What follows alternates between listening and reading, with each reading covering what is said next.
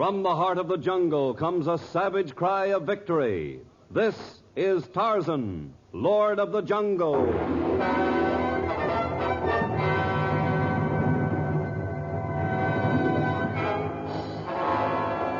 From the black core of dark Africa, land of enchantment, mystery, and violence, comes one of the most colorful figures of all time, transcribed from the immortal pen of Edgar Rice Burroughs. Tarzan, the bronzed white son of the jungle. And now, in the very words of Mr. Burroughs, the story of the end of the world.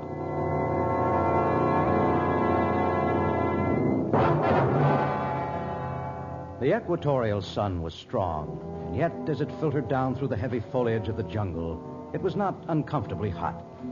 All was well with the world, and Tarzan was happy. At his side was Torgo, the small native boy of whom he was so fond, and it had been arranged for Torgo to spend the next moon with his tall, white friend. Yes, it was a good life. Tarzan smiled down at Torgo. You are a day's march away from Mama Nagama already, Torgo. Are you sure you will not be lonesome? Torgo not a Dalo. Grown man now. Of course. Only even grown men sometimes miss their home when they're away. Torgo not miss home. We'll be too busy hunting elephants and panthers and wild boars. Well, we will have to hunt for food, and you will have a chance to practice your skill with your bow and arrow. But, Torgo, you must remember this time that animals are to be killed only for food or in self-protection. Torgo remember? While Tarzan away, Torgo protect tribe against Bulgani the gorilla and Numa the lion. Torgo very brave and strong. Well, of course you are. But Tarzan is tired, so if Torgo doesn't mind, we will have a short rest now. Well, if Tarzan tired... Oh, no, I wouldn't sit there, Torgo. You're about to sit on Kota, the tortoise. Where? Kota? Is Kota dangerous? Tarzan... Oh, no. Kota will not harm you. He has heard of Torgo's reputation for strength and bravery, and even now he runs from you. Not move very fast. Well, it's running for him. No, he won't hurt you, Torgo, but I think that moss-covered log would make a better seat. Taking a rest wasn't a bad idea. Tarzan, you look funny. What is wrong? I thought I heard... Yes, it is. The cry of Tantor, the elephant. He is angry. Tantor angry? This is strange. I catch the scent of the Tarmangani, too. And yet an elephant seldom attacks a man. I must hurry to that spot. Someone is in grave trouble. Don't leave Torgo. Of course I won't. Jump on my back and hold your arms around my neck as tightly as you can. And remember, we must both be brave, whatever happens.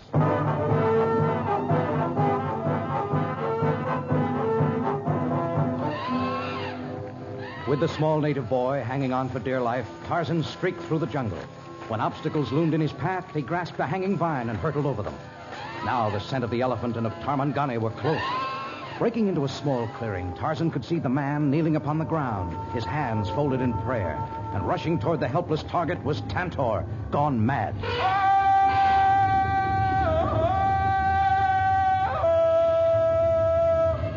But at the sound of Tarzan's savage cry, the call of the bull ape, the elephant swerved in its path and wheeled to face a new enemy.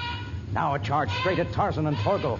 But just as it was about to strike, Tarzan grasped an overhanging vine and swung out of the path of the rampaging animal. The Tarmangani is Mr. Martin, the missionary. Thank thee, Father, for sending Tarzan to save me. My prayers were answered, and I may yet be of service. Mr. Martin, take care of the boy. I must capture the rogue elephant before he kills anybody. Oh, no, let the animal go. What? You, a man of the cloth, and yet you tell me to let a rogue elephant run free to murder all in his path? There is a far greater threat to life on the rampage. I have traveled many days to find you, Tarzan. Only you can save the people of the jungle from this new threat. My instincts tell me to follow that elephant. To kill him before he kills others. Believe me, the enemy of which I speak is greater. Even now, the talking drums of the jungle spread the message of horror, and soon there will be aught in the jungle save panic.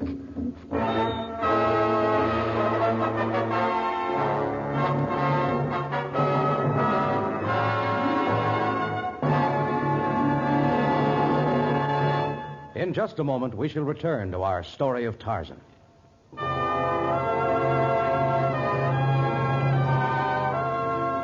They formed a strange picture, those three in the tiny clearing of the jungle. A small native boy with round, wondering eyes. By his side, Tarzan, bronzed and powerful. And before them, the slender, aesthetic-looking missionary, the Reverend Thaddeus Martin. As you know, Tarzan, I've devoted my life to missionary work. The last 8 years among the people of the Negalia tribe. You have done much good work, Mr. Martin. But you've not told me of the danger that you say threatens the whole jungle. Well, have patience just a moment, Tarzan. I'm getting to that. Oh, I'm sorry. Torgo's sorry, too. What have you done to be sorry for, Torgo? Torgo did nothing, but if Tarzan's sorry, Torgo's sorry. All right. Now we're both sorry, huh? We will both be patient while Mr. Martin tells us his story. Well, as I was saying, I've spent 8 years among the Negalias. To all outward appearances, they had become good Christians in their way. But a few weeks ago, they came to me with the fantastic story that we're soon to witness the end of the world. The end of the world? They've deserted my small church, and they've returned to their pagan gods. Each night, the jungle throbs with their frenzied drums and their maniacal dances. Negalias hold dances? A kind you will never see, I hope.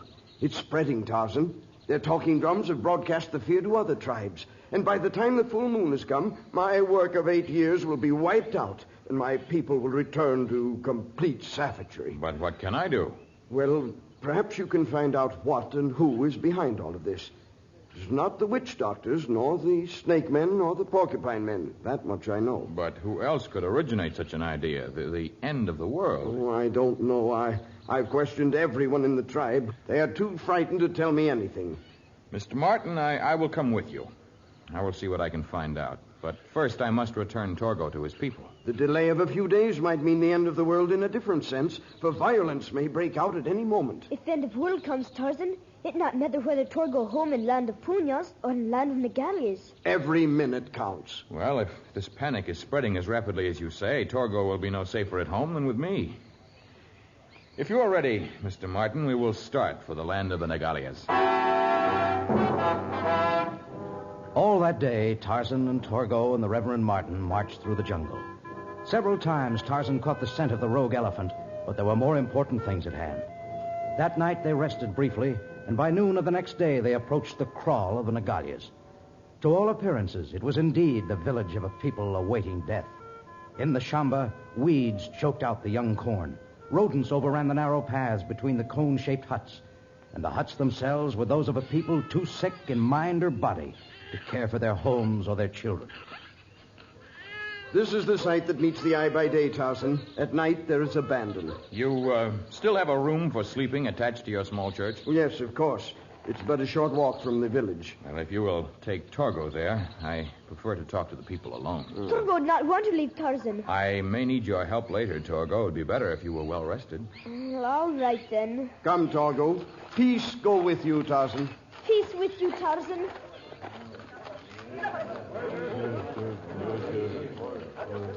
What white man want? Negalias not want white man. Wait. Not wait, and world come soon. All white men go to Lubuga, Wasa. I have no intention of going to the inferno in the near future. The end of the world is not at hand. Signs plain. End world come at full moon. Your breath smells of much Kangala, and your words are those of a man Kangala has robbed of reason. Where is your chief? Me, Sabali, chief of Negalia. What you want? I am Tarzan, lord of the jungle. I come because you spread fear through the land. This false story of the end of the world. Is true. You white men, all white men enemies. Tarzan is your friend. He takes the armlet from his arm and gives it to you as a sign of friendship. Sabali not take. Has no ornament to give in place. You speak in truth. You wear no ornament. There is hardly an armlet or nose ring or anklet among your men. What is the reason for this? Tarzan asked too many questions. Better end his world now. Wild elephant, run for life! The rogue elephant that had been stalking Tarzan's party ripped through the village with savage fury. Native huts and scattered debris filled the air. The natives ran in all directions, escaping through some fantastic miracle. And high in a tree, Tarzan watched the scene. He could not spare time even now to hunt the deranged pachyderm, for his eyes must remain upon Ugar, the one native in the village who still wore ornaments of metal. That night, when the tribe had dropped from exhaustion after hours of reveling, he saw Ugar walk from the kraal. Tarzan followed him and saw him enter a crude cabin several miles away. The Lord of the Jungle crept to a battered window and peered in. The native quaked as he stood before a white man. Well, it's about time you got here, Ugar. You expect me to stay up all night? Came soon I could. What did you bring this time? Here. Many rings, bracelets. A bunch of junk. Why didn't you bring some good stuff? Not much left in village. Already you have most. There's still plenty. You see this coin? Nadi. Now watch. I wave my hands and it's gone. So. Oh, where'd it go? The great Zaker has caused it to be no more. I am the greatest magician alive, and if you don't bring me some real stuff tomorrow night, I'll make you disappear in exactly the same way. Tomorrow night, Ugar try bring more. What you see in Crystal Ball today, great Zaker? The end of the world grows close, and if you die before I make peace for you, you'll go to the land of demons. No, don't send Ugar to land of demons. Our people send you all of rings and other ornaments. Yeah, you'd better. You see this handkerchief? Nadi. What color is it? Red. Now I pass it through my hands. Green. So can I change the fate of your people. When the full moon comes, you will go to the land of your ancestors or to the land of the demons. It's entirely up to me. Now, I want every coin and piece of jewelry in the village. I'm paying you for them. How much you pay for what Ugar bring tonight? You've told no one outside of your tribe about me. No, I swear. Good. I shall pay you 10 bottles of Kangala. Here, take them. Let your chief distribute it. Go now. I go. Well, that's another tidy sum of... Don't turn around or you'll feel the steel of my knife. Who are you? What do you want? I am Tarzan. And now that I see your game, I want a great deal. Yeah, sure. We can make a deal. The same deal you're giving the natives, trading cheap whiskey for their jewelry? They get their money's worth. What do you suppose a bunch of this native junk is worth? I should say that the native junk, much of it made of pure gold and set with precious and semi-precious stones, should be worth a good deal of money in distant ports. Okay, so I found a good thing. Look, let me turn around and talk to you. I don't talk so well when I've got my back to a man. You can turn around, but my knife remains unsheathed. Sure. Well, so you're Tarzan. Heard a lot about you. You will hear more unless you go to the native village with me and admit that your stories of the end of the world are nothing more than part of your magician's act. Oh, you're wrong. My prediction is true. I saw it in my crystal ball. I don't know where your crystal ball came from, but I know the amateurish tricks you showed the simple native tonight can be bought in any bazaar in the country for a few coppers. You speak hastily. I speak with knowledge.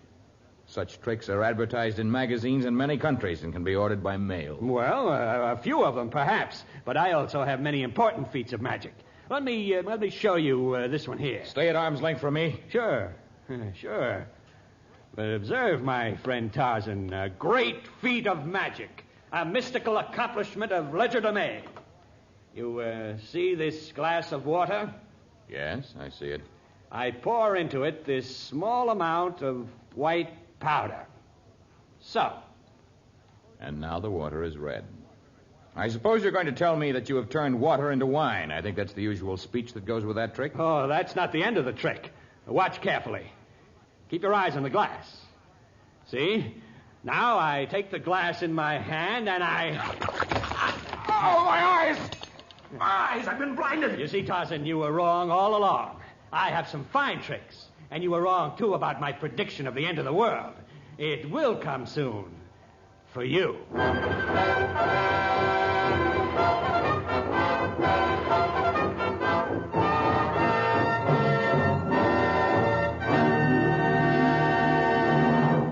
In just a moment, we shall return to our story.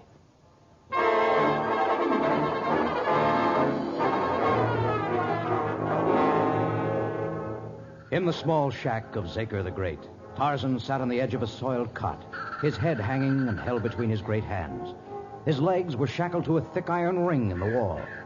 But this did not bother him nearly so much as the horror of blindness. The loss of one's eyesight is a tragedy to anyone, but it seemed an even more overwhelming catastrophe to one whose life was spent in the wilds of the jungle. For once, Tarzan was beaten. You want something to eat or not? No. No, nothing to eat. You really ought to, you know. I fixed a mighty tasty dinner. A bit late for dining, perhaps, but I've had a lot of things to get ready for tonight. This is the night of the full moon? Oh, yes, there's a nice full moon. Too bad you can't see it. Say, this is good. Sure you don't want anything to eat or drink? Got a couple of full bottles here yet. I want nothing. Seeing this is your last night on Earth, you're sort of upsetting a tradition. A condemned man's supposed to eat a hearty meal. Well, if you've condemned me, why don't you go ahead and kill me? Why are you dragging out the torture? Oh, I've got a little plan for you. You're going to help me get rich. I don't know what fantastic plan you have, but what good will riches do you if, as you claim, this is the end of the world? Oh, you didn't really go for that stuff. No. The natives did, though. Yeah, but they're stubborn. They still haven't told me where they got the gold they make those ornaments of. So, once again, gold is the source of trouble. You should see some of the nuggets they've used to make necklaces.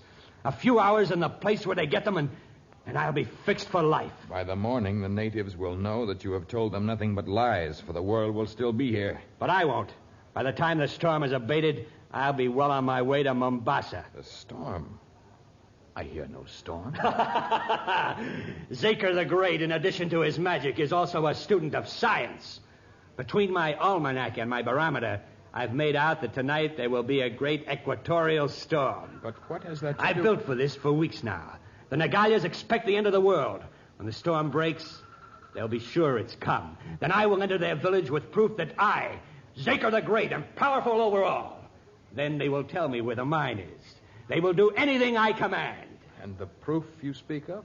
I will be leading the Lord of the Jungle on a chain. And they will find that the man no one else has been able to conquer has been transformed by Zaker the Great into a weak, crawling, blind creature.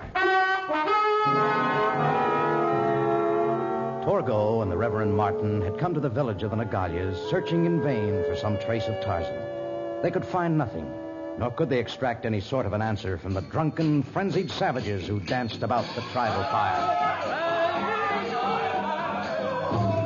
It's no use, Torgo. They won't listen to us. Must find Tarzan. My resources are at an end. I hate to admit failure, but Torgo not at end of his horses. Torgo has strong teeth. Torgo, what are you doing? Oh, you devil boy. What he do? He bite Ugar's leg. Now tell Torgo where Tarzan gone. Ugar not know. Tie up small devil boy. Take boy, gag and title stake in center council ring. You're not tying the boy up, Sibali. Take boy away. That's right. Torgo must find Tarzan. Sibali, surely you have not forgotten all of the teachings of our Lord? Not Lord of Nagalias. He not stop end of world. There will be no end of this world tonight. The full moon has come, and still there is...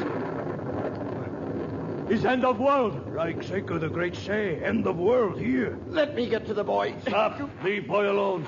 You not good. Tell us many lies. I'm going to get that boy if it's the last thing I... Oh. Me pick up missionary, drag him to Hima. Let missionary stay on ground where he is. Look, Zaker the Great come. Brings prisoner. It's Tarzan. You convinced that the end of the world has come, that Zaker has told the truth? His truth. And now I call your attention to this weak, crawling creature. Do you know him? Yes, Tarzan. Yes, he's Lord of Jungle. No longer is he lord of anything. I have taken his power in his sight. It is a sign.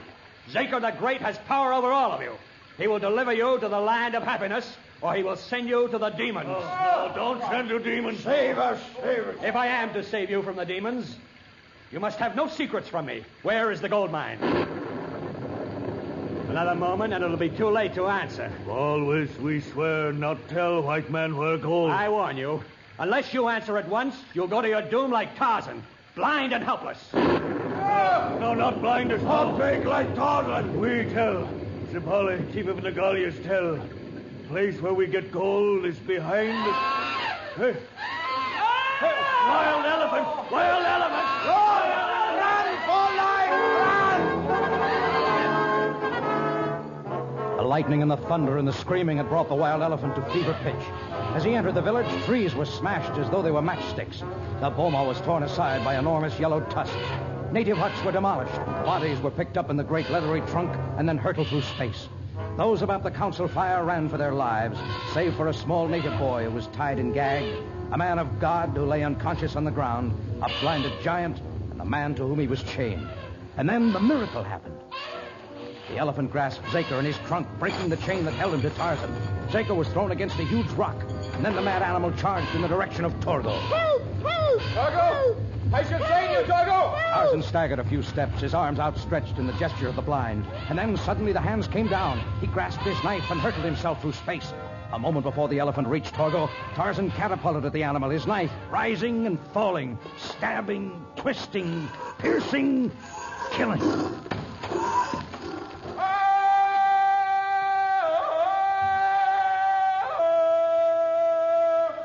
Torgo, you are all right? Yes, got gag out of mouth just in time. We must see if Mr. Martin is... Oh, there he is, on the ground. Mr. Martin. Reverend Martin. Wake up! Wake up! Torgo, dampen this cloth in the small stream right there. Hurry! Surely heaven has protected you, Mr. Martin. I see the Prince of Tantor's hooves not an inch from your head. Here, Tarzan, is my cloth. Something. Maybe this will do some good. Mr. Martin, tell me that you're all right. Tarzan? Yes. Yes, it is Tarzan. Tarzan, who must tell you the story of a miracle.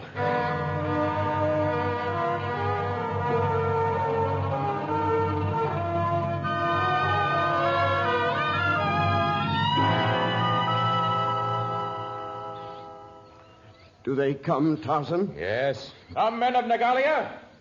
Your friend and teacher wishes to speak to you. I think most of them are here now, Tarzan, those who are left. Chief Sibali, men of Nagalia, once again you have been hurt by the greed and evil of a white man. But just as there are good and bad black men, so there are good and bad white men. The evil Zaker is dead. The good Reverend Martin lives. Tarzan, who is a friend to all in the jungle, begs you to hear him. Speak, missionary. Brothers, for a little while you were misled by a man who showed you tricks, man-made miracles. This morning, as the sun shines down on us, we realize that miracles cannot be made by man. In the darkness and the rain, some strange things happened here. A small boy who was bound found great strength and managed to tear a gag from his mouth. A deranged animal ran wild, and yet his footsteps were guided so that I might be spared to help you. And a man who was blind was permitted to see again because he was needed. Perhaps men of science might explain this phenomenon. They would use words that I understand no better than you. Words like adrenaline and shock and stimuli. But I think all of us have a much more simple explanation. Reverend Martin, some your words we not understand. But what you mean, we understand much. I do not think you ever really believed the world was to end, for if you had, there would have been no need to run from the elephant. Now we believe only what Mr. Martin teach us many years. If you believe, join me in the prayer I have taught you.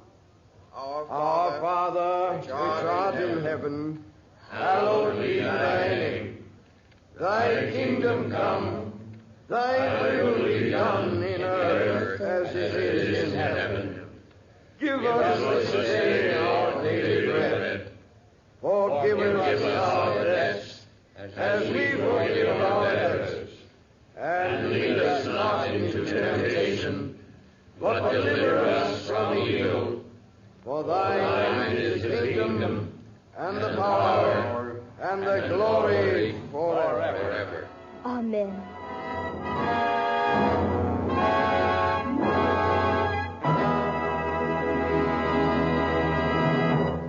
In just a moment, we shall return to tell you about our next story of Tarzan.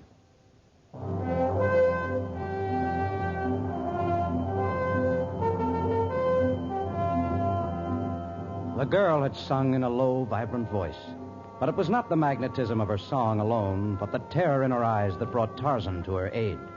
With enemies in constant pursuit, ever threatening to still the lovely voice forever and to kill Tarzan for his interference, he manages to delay her inevitable fate as he guides her across a continent in our next story. Tarzan, a transcribed creation of the famous Edgar Rice Burroughs, is produced by Walter White, Jr., prepared for radio by Bud Lesser, with original music by Albert Glasser. This is a Commodore production.